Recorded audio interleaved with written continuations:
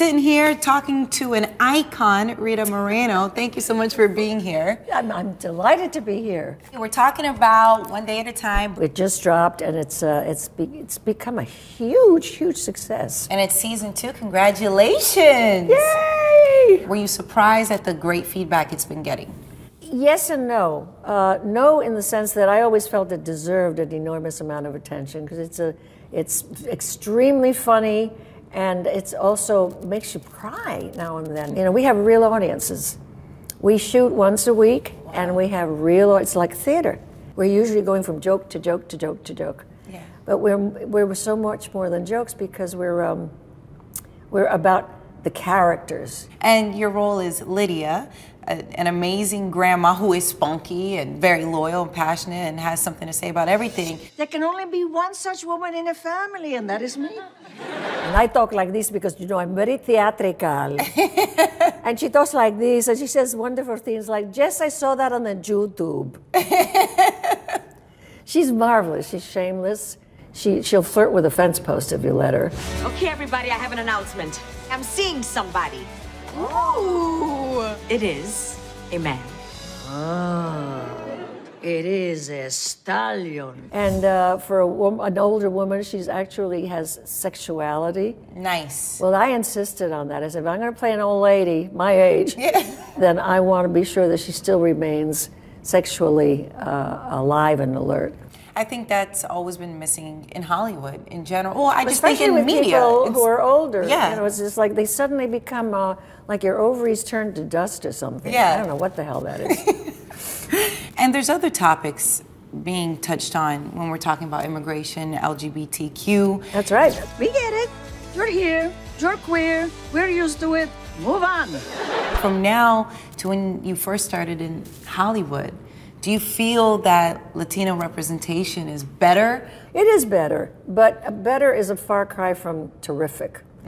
And I think we still going to have to, you know, we still have to put up the good fight. It's terribly important that we hold hands.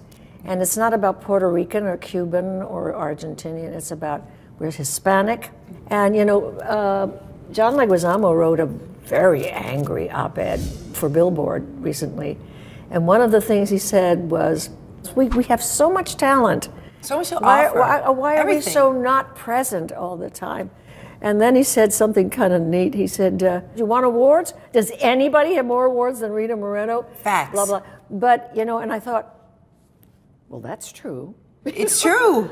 Yeah. Grammy, and then Emmy, saying, Oscar, what do you want? everything. Why are we so underrepresented? Why do you think that is? What are the hurdles? I think people are still thinking in cliches. You see a lot of, or I did see in the last few years, some so-called Latino shows that were really embarrassing. Yeah. What else do you want to see as far as more Latinos being represented in Hollywood? I sure love to see us in movies. Boy, do you ever not.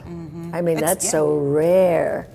And that has to change. And I think it won't change till we put our collective feet down. Yeah. The way the black community did. They just, I thought they handled it really, really well. I think it would be even more powerful if black community and Latino community got together and just everybody just say, hey, we are actually together, the majority. Actually, we really are. I have a really very big following in the black community, which is interesting. Yeah. I never knew that for years.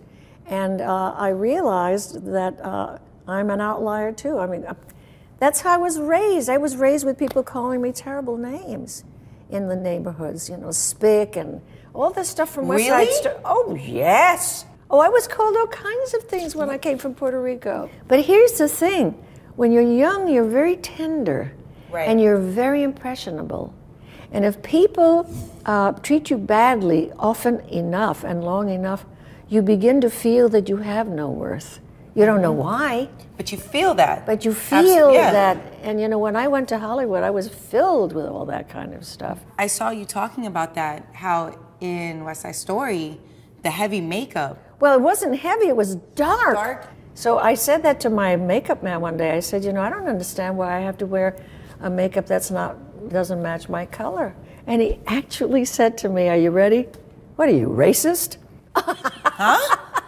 I mean, I was like, I couldn't believe it. What do you think about the remake that Steven Spielberg's been working on for West Side Story? Well, you know, Are you excited? I'm excited, and there's a lot of trepidation. Because if it's really going to be current, which it's bound to be, right? It's probably going to be rap, don't you think? It would have to be. So I don't know how that's going to change the singing, the songs. I love Steven Spielberg's Of course. work. I'll be very interested to see what they do.